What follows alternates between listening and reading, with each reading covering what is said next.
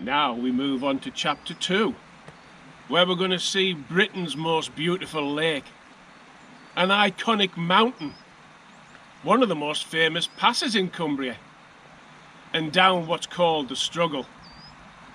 You're in for a tremendous journey, so come on, let's go. And as we start to drop down, you can see the hills in front, which make Ullswater Britain's most beautiful lake.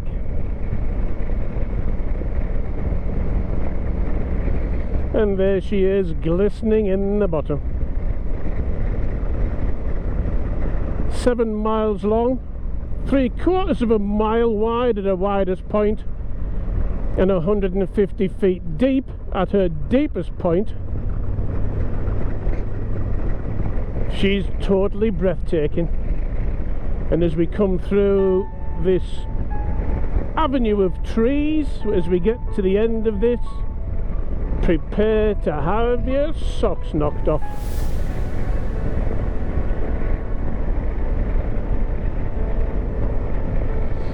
Are you ready? Are you really ready?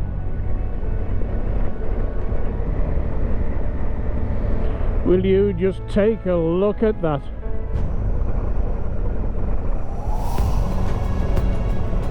Isn't she breathtaking? 100% breathtaking.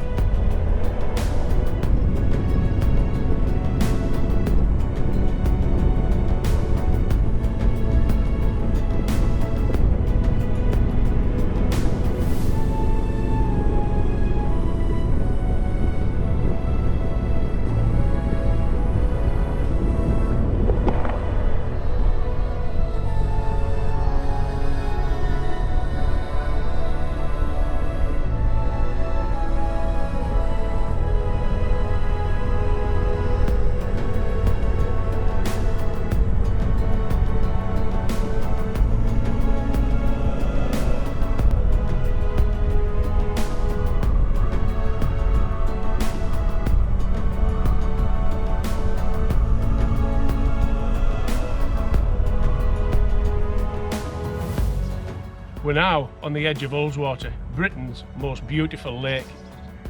She's 7 miles long. At her widest point, she's 3/4 of a mile wide. And at the deepest area, next to Howtown, she's 150 feet deep. You can even take a ride up and down Ullswater with Ullswater steamers, leaving from Glenridding or from Patterdale Bridge.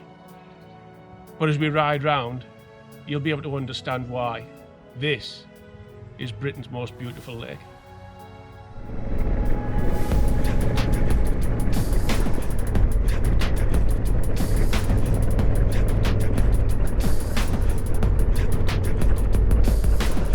We now come into Glenridding.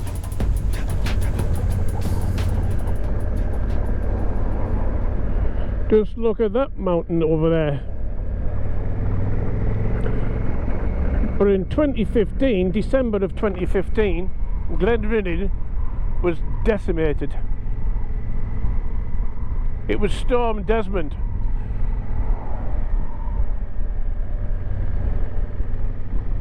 And Storm Desmond came through Glenridding in a biblical fashion, so fierce. The water was at the top of the cars here.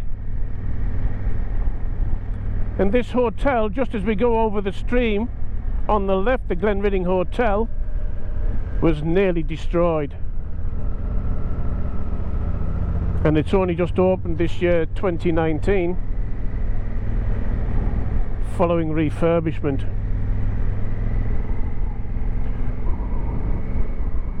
We're going to go up and have a look at the mountain Helvellyn, and at the other side of there, the main road between Keswick and Grasmere was also washed away.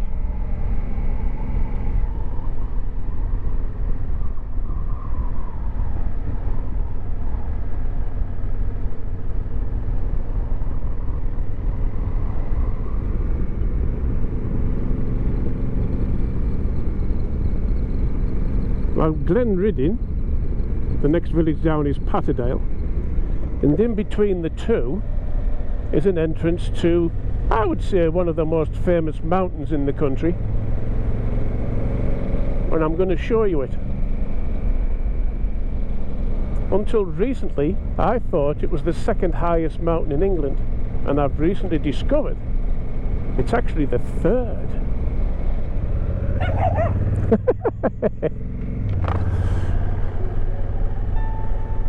Oh, that dog was having me.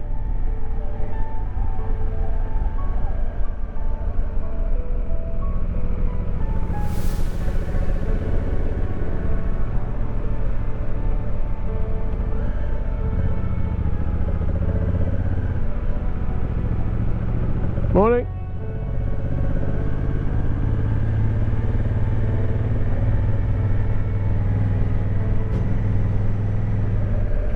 Are you impressed yet?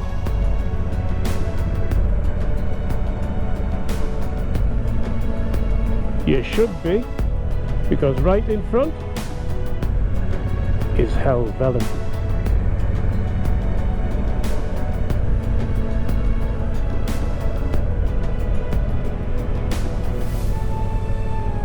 Isn't she looking beyond gorgeous this morning?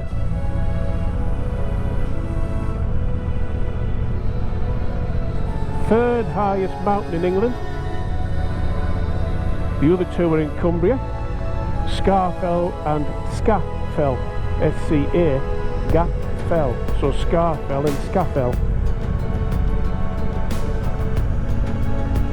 950 metres.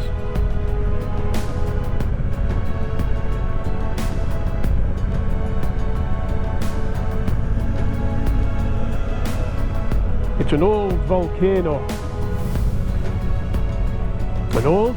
I guess it would be an old volcano. It's a dormant volcano. Now,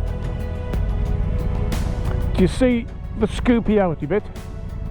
Well, that was the mouth of the volcano, and it's now got a little tarn in it, a little patch of water. And legend has it, there's a World War aeroplane that crashed there. This really is Britain at her finest.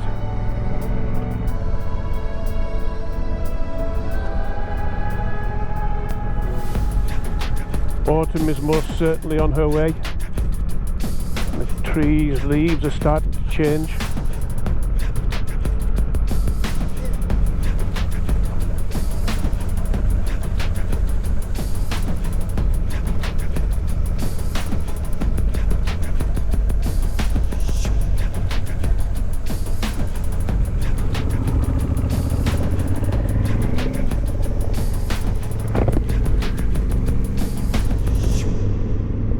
As soon as we come to the bottom of Helvellyn, you're greeted by more stunning backdrops. And we're now in Patterdale.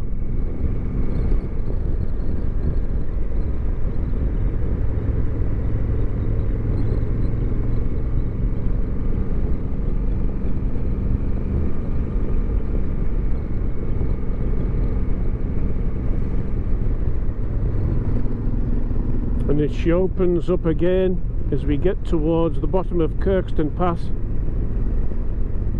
Round every corner your eyeballs are taken hostage by stunning views. Now there's a story coming up, a little bit of a sad story, but it also has a question for you.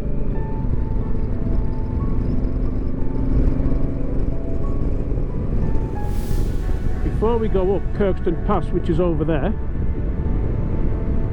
which is the highest drivable pass in Cumbria, and there's some more that we're going to be going over, but this is the highest one.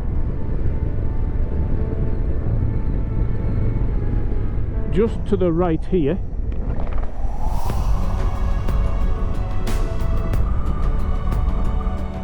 there's a stretch of water. It's called Brothers Water. A more peaceful patch of water you'd find difficult to discover in Cumbria. but it has a tragic story. The question is, what was it called before it was called Brotherswater? Because in the 19th century its name was changed because two brothers drowned here, and in memory of them the name was changed to Brotherswater. So you've got a little bit of research to do. It will also tell you more about the story, and you'll find something out of what this patch of water was called before that terrible tragedy.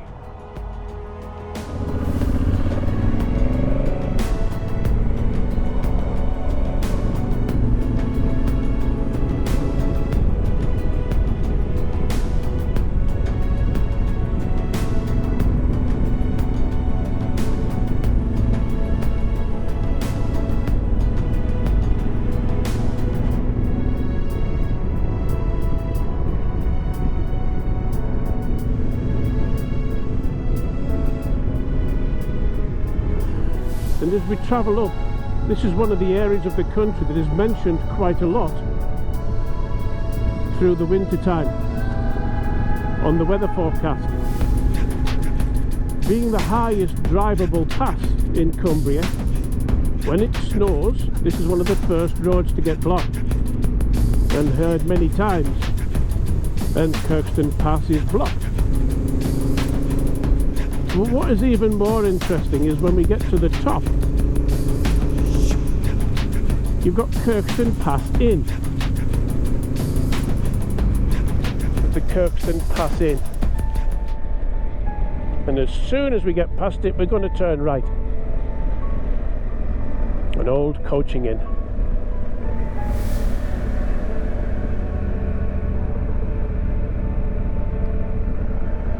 And we're going to go down the struggle.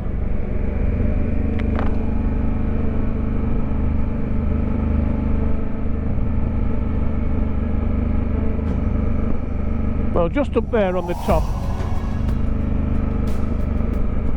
that's Kirkstone Quarry.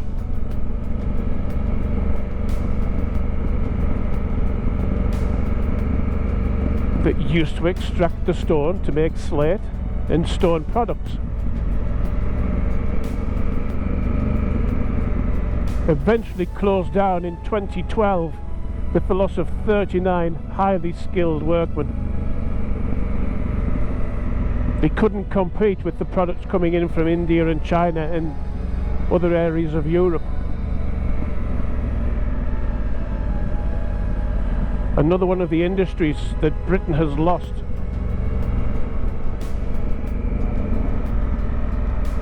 The only real working slate mine or quarry within Cumbria now is Honister Slate Mine. And if memory serves me correctly, it is the only slate mine. The rest are quarries. Honister extracts the rock and the slate from inside the mountain, whereas Kirkstone Quarry took it from the side of the mountain. And believe it or not, slates on the top of Buckingham Palace are from Honister Slate Mine. As we come down the struggle, probably the most famous stretch of water in Cumbria is Windermere. And there she is, right on the bottom.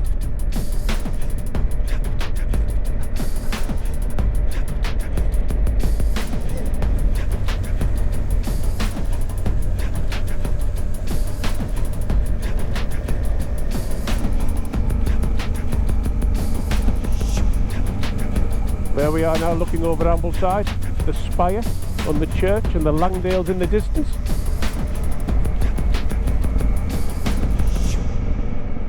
That's our next chapter.